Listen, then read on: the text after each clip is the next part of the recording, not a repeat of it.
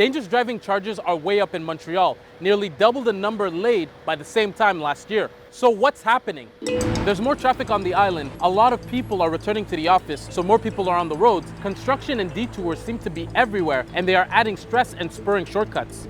Impatience and road rage are heightening emotions. Drivers are distracted, and that leads to danger. I don't know what's going on with the people on the road. They are stuck in traffic and they're less patient. They start accelerating and provoking, start cutting other people, speeding, stopping, put other people in danger.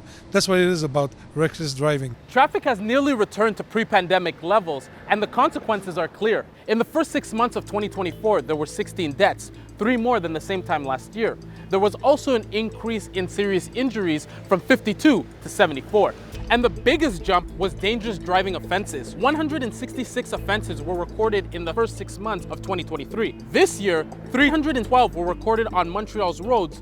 That is elevating serious concerns about road safety in Montreal. The city can do more, especially on arterial roads where there's the more number of pedestrian deaths. The government of Quebec can do more by modifying the design standards of roads and make them safer, taking into account pedestrian needs. Since the beginning of September, several children have been hit on the way to school. Some sustained serious injuries. Dagar said that even if the pedestrian is at fault, ultimately, the driver needs to pay extra attention because of the power behind the vehicle. He pointed to a recent incident that didn't lead to a serious injury, but should serve as a warning. The grandfather trying to bring his young kids to the school. He was crossing the place that wasn't supposed to cross, and the car still kills people. So that's what we're trying to send a message. Be careful. So yes, we're going to be more severe as the police department. The city stepped up its efforts to ensure pedestrian safety in the wake of the death of a 7-year-old girl who died in a hit and run on her way to school back in 2022. They have added speeding controlling measures, and every year they modify the traffic lights with pedestrian safety top of mind.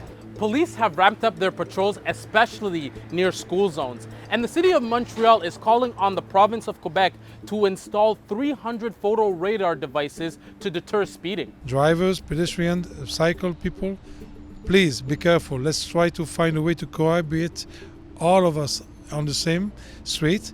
But one thing for sure, the drivers, the car is still the one that kills people.